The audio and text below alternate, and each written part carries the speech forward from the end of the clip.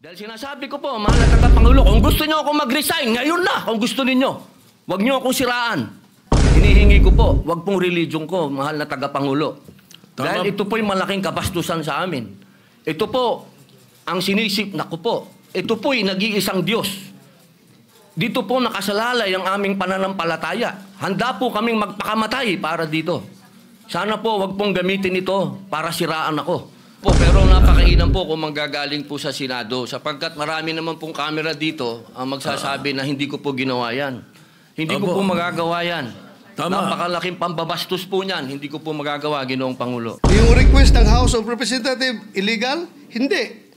Ang gusto ninyo, awayin ko yung House of Representatives on day one, mamatay sila sa sama ng loob. So, malungkot lang ko ito, dalawang punto, Mr. President. Unang-una, yung mamatay sila sa sama ng loob. Sapagkat, Ginoong Pangulo, ako po'y naguguluhan. Sapagkat dito pong nakaraang Huwebes, meron pong naglabas na isang journalist ito, isang istasyon, na sinasabi na ako daw po ay nagngat-ngat dito sa loob ng Senado. Ito po ay ano po yung middle finger po. Habang tayo daw po ay nagsasagawa ng lupang hinirang, nagpa-flag ceremony, ako daw po ay nagngat-ngat. At ito po ay naging malaking issue. Ako po ay nagtataka, Ginoong Tagapangulo, sapagkat noong pong dati na binigyan ako ng issue na isang chismis, naglabas po kaagad ang ating Sergeant of Arms ng report at binigay niya po kaagad sa media. Ito po, wala pong kahit na sino ang nagpapaliwanag na hindi ko po ginawa. Ang tanong ko po, meron po ba tayong tinititigan sa tinitingnan dito? Kasi napakabigat po ng akusasyon na ito sa harapan po ng ating bandila. Ako po yung magngangat-ngat. At gusto ko pong ipaalam sa ating mga kasama, kung politika lang, handa po ako mag-resign. Pero pagka-religion ko po ang pinag-usapan, kahit sino sa inyo, kung ano gusto nyo, wala pong problema. Pero wag pong na yun na nga mga ka-update now, ito na po ang pinaka-latest update ngayon kay Senator Robin na handa na raw ho siyang mag-resign dahil nga sa mga nangyayari ngayon. Pag ngangat-ngat daw po yung middle finger na ikinalat sa media, hindi po katanggap-tanggap yan. Pati po ang kanyang pinaniniwalaan, nadadamay na ho na si Allah. Kaya mga update, pakinggan lang ho natin. Ito ang naging pahayag na magkikita po natin yung panggigigil ngayon ni Senator Robin Padilla. Religion ko. Hinihingi ko po, wag pong religion ko, mahal na tagapangulo. Dahil ito po'y malaking kabastusan sa amin. Ito po, ang sinisip na ko po. Ito po'y nag-iisang Diyos. Dito po nakasalalay ang aming pananampalataya. Handa po kaming magpakamatay para dito. Sana po wag pong gamitin ito para siraan ako. Dahil sinasabi ko po, mahal na tagapangulo, kung gusto niyo ako mag-resign, ngayon na, kung gusto ninyo. Wag niyo akong siraan. Yun lamang po. Maraming salamat po. Tama po kayo. Pero ngunit ang inyo pong lingkod bilang Pangulo, nung nakita ko po yan, ang sinabi ko sa kanila, tingnan muna nila yung mga litrato sapagkat nagpakita ng ibang litrato na kayo ay ang pintuturo ang nakataas at may eksplanasyon na ito ay isang religious practice kapag kayo ay nagsasampalataya sa bandila. Baka lang hindi nakarating sa inyo yung explanation na sinabi ko. Kaya ipagpatawad nyo na kung ang Sergeant at Arms, so ang mga journalist natin ay hindi nila napansin yan. Ngunit ako mismo, nung tinanong nila, sinabi ko na tingnan nila. Merong mga pinakitang litrato ninyo sa kabilang side na malinaw na hintuturo ang inyong pinapakita. Kaya patawarin nyo na silang ng mga nagkamali at medyo natanga ang pananaw. Opo, mainam po sana maglabas din po ng formal na investigasyon at formal na pahayag ang Senado patungkol po dito. Kasi, Ginoong Pangulo, yung lumabas pong mga, meron pang parang dinoktor pa Meron pong, malabo yung isang litrato Meron pong nilabas sa apology ang Rappler sa inyo. Opo. Na ito ay mali ang pagkakasabi nila na kayo ay merong ginawang tawag niyo po, ingat-ngat. Opo. Alam niyo po, Ginoong Pangulo. Humingi ng tawad sa inyo. Ayan eh. Opo, pero napakainam po kung manggagaling po sa Senado sapagkat marami naman pong kamera dito ang magsasabi na hindi ko po ginawa yan. Hindi ko po magagawa yan. Tama. Napakalaking pambabastos po niyan. Hindi ko po magagawa, Ginoong Pangulo. Ako na mismo bilang bilang Senate President o tagapangulo ninyo, ako na nagsasabi na hindi ninyo ginawa yan. At tama yung mag-apologize sila sapagkat mali ang pinakita nila. Patawarin nyo na sila. Meron pang isa, merong naglabas din ng isang fake news na meron daw kumakanta rito ng Bayang Magiliw na pababoy. Papayagan ba natin mangyari dito yun? Hindi po totoo yun. Hindi nangyayari yun. Nandito kami at wala tayong nakitang nagkumanta ng Bayang Magiliw dito o ng Lupang Hinirang dito na mali. Kaya dapat nag-iingat ang ating mga netizens. Na ibang napakahusay ng mga netizens natin kung tutuusin eh. Pero may mga ilan nakakasingit talaga ng mga fake news na ganyan. Siguro masyado lang kayong popular kaya kayo pinag-initan. Maraming salamat po, Ginoong Pangulo. Wala po nga naman.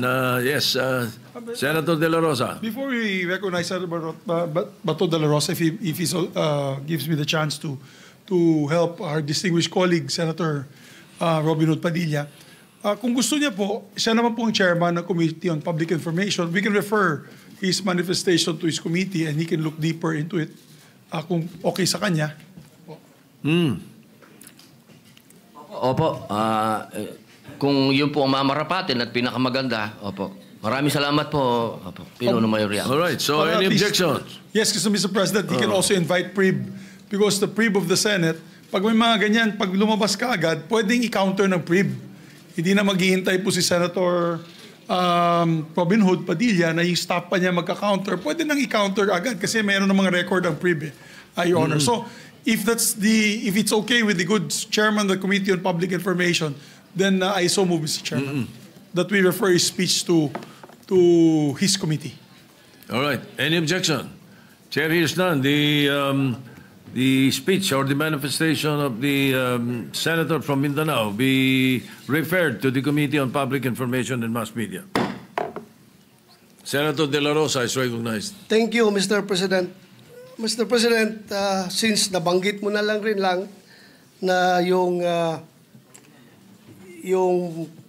pagpangalaga sa lahat ng miyembro ng Senado ay isang tungkulin ng Senate President. I just would like to bring to the attention of the Senate President. I came across with the news na when the Senate President was asked by a certain Christian Esguerra regarding the minority taking up the question about the custody of Bryce Hernandez.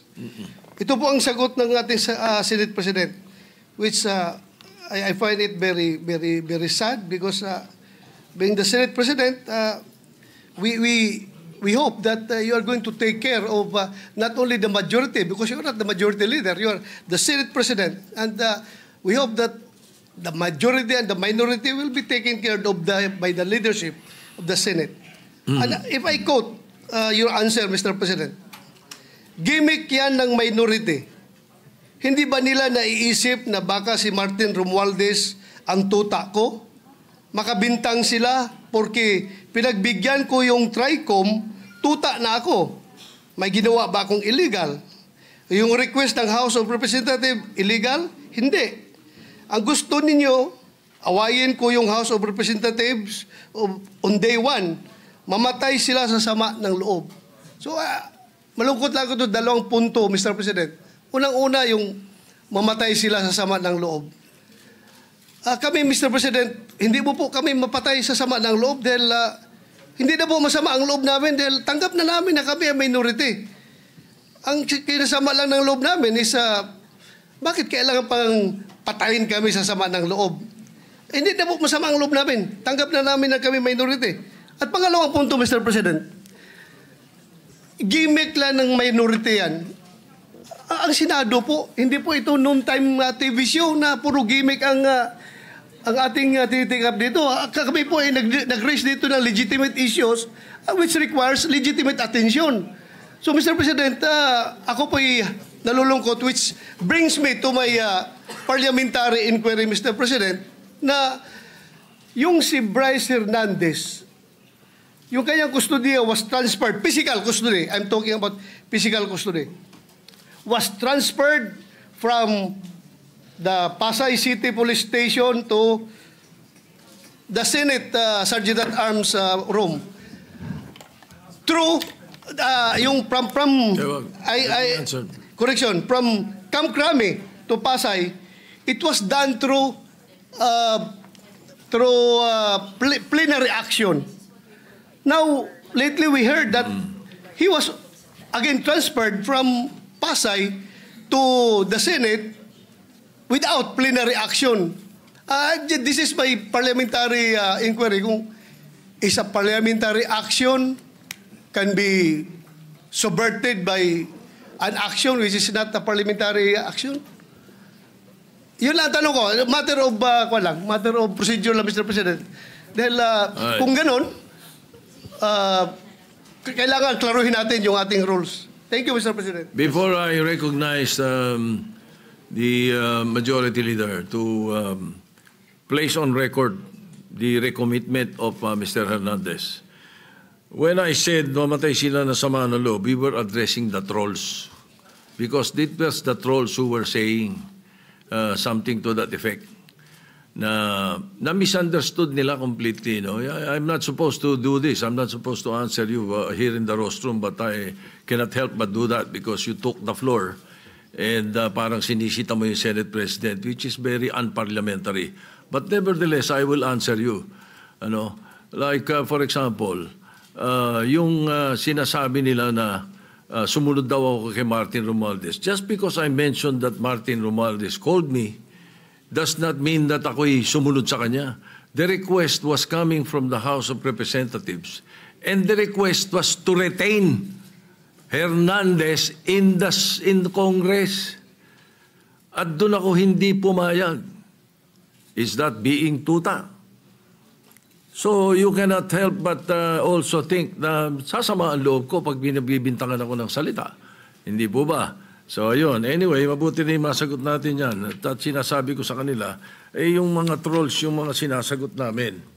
Ngayon, to answer the issue of Mr. Hernandez, the majority leader may read the recommendation or the recommitment of Mr. Hernandez to the Senate custody. Yes, Mr. President. Mr. President, with the permission of the body, we made a study on the action that transpired the last 2 days on the recommitment of Bryce Hernandez dito po sa atin sa Senado.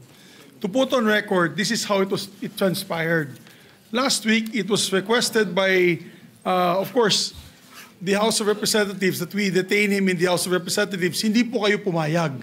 Ang sabi nyo, kung ganun po ang gusto ni Hernandez kasi ayaw niyo pong bumalik dito, ang sinabi mo, hindi pwede. Dapat neutral and safe area doon po sa PNP Custodial Center. So nagkaroon po tayo ng debate dito dahil it was our distinguished colleague, Senator Marcoleta, who raised the issue that why was he put in the PNP Custodial area and not to the Senate Detention Facility, which was seconded by many of the members of the minority. A debate ensued.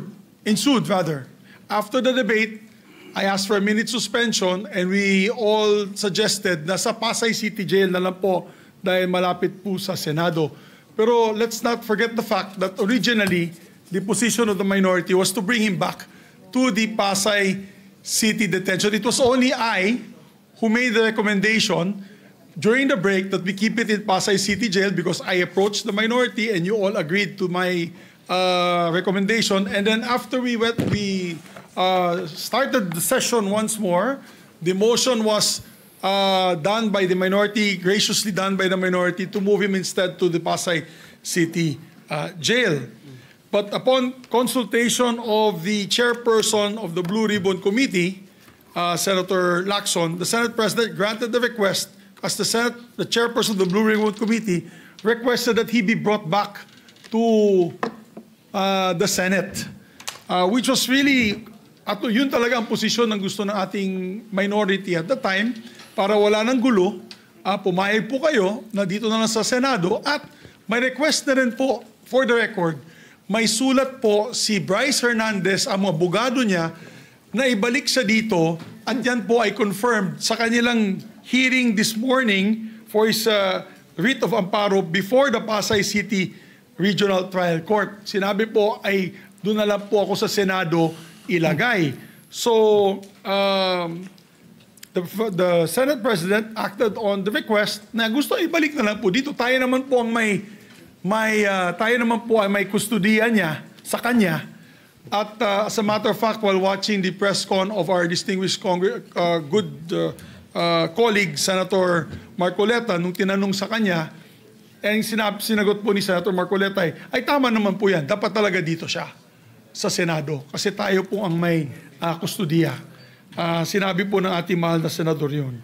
So we also pursuant to Article 6, Section 6 of the Rules of the Blue Ribbon Committee, which states, a witness cited in contempt may be ordered to be detained in such a place, be designated by the committee or concurrence of the Senate President by either detention order or commitment order. And under that commitment order, wherein the witness cited contempt refuses to produce documents required of him and her or to be sworn or to testify or maliciously evades or misleads the committee or otherwise purge himself or herself of that contempt may be ordered to be committed to any jail or prison facility upon recommendation of the committee through the chairman or the concurrence of the Senate President. So in this case po, the chairman had requested that he be brought back to the Senate for detention. It's not a violation of any rule, Mr. Chairman. Mr. President, thank you. President. Yes, the minority leader is recognized. Sir President, allow me some, magandang hapon po, and allow me to clarify some, for our own peace of heart and mind, and marami kasing nakikinig din na lawyers, legislators, para lang klaro yung records, no? There are a few things I rely on. I rely on rules. The Bible is full of rules, and I believe kung ano itanim, yan ang anihin. The Senate, may rules yan. So, minority, majority, sigurado tayong masusunod yung rule. And of course, sometimes we misquote each other or we have misunderstanding, but we find a way na mag-usap-usap. Minsan umiinit ang ulo. I thank Senator Bato for bringing it up. I thank the Senate President for clarifying that he was referring to those commenting outside because wala na po ni isa sa minority ang nagsabing tuta. I think that was comments outside the Senate. And it is fair game for whoever is alluded to. Both ways po, di ba? Pagka may sinabi tungkol sa minority, pero hindi naman kayo nagsabi or hindi dito sa floor or sa media sinabi ng ibang kakampi or supporter, fair game yan. Part ng another rule is the Constitution. So first, let me clarify yung pagiging unparliamentary. You cannot argue with the presiding officer. That is what, thank you very much. That is what is unparliamentary. You cannot argue with the presiding officer. Klaro yon, we all agree on that. But you can ask a question sa Senate President. Then the Senate President has an option to answer it himself or to pass it to the majority leader or whoever is in charge.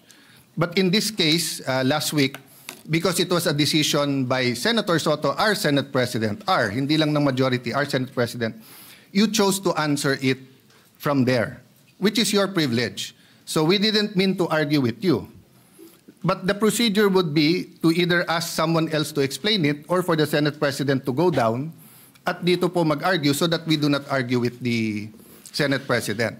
So if there was any form of disrespect, Mr. Senate President, we did not mean that. Pasensya na rin po kayo. But in the same manner, we have to argue our point of view and rules. Kasi dito, ang daming congressman na nabanggit and wala tayong sinasanto dito. So kung may senador na babanggit, so be it. We have to get to the bottom of all of this. We need a national reset. Dapat lumabas lahat ng katotohanan. Nung sinabi kong we all have to repent, totoo yun. we are all sinners, but that doesn't mean na yung most guilty, yung mga guilty, lahat ng involved dito ay hindi dapat ma-expose at dapat parusahan. Ang problema nga, may gumugulo. At kung ikaw ang mastermind, guguluhin mo to. So ang problema namin, Mr. President, is that, and I think the Senator Marcoleta, the former chairman, will bring it up, no?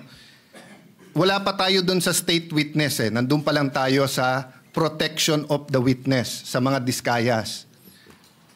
Pero lumipat po tayo dito sa Assistant DE. Nagulat po kami kasi nga, hindi binalik sa Senado when he was still chairman.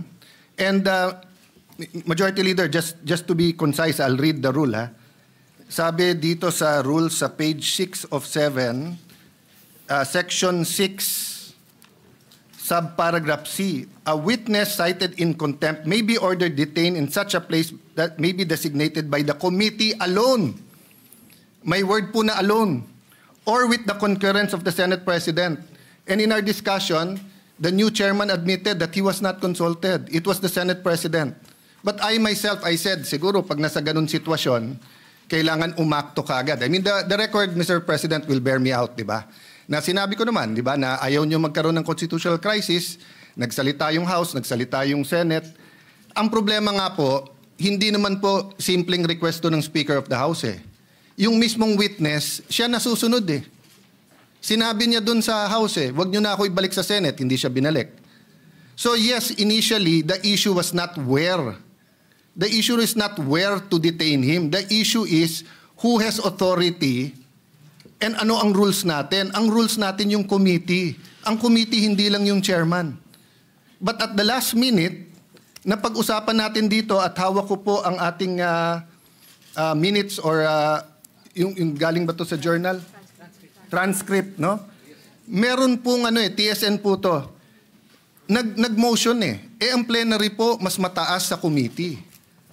So, paano po nangyari na si Assistant DE, sa simpleng request niya, hindi naman nag-meeting yung committee.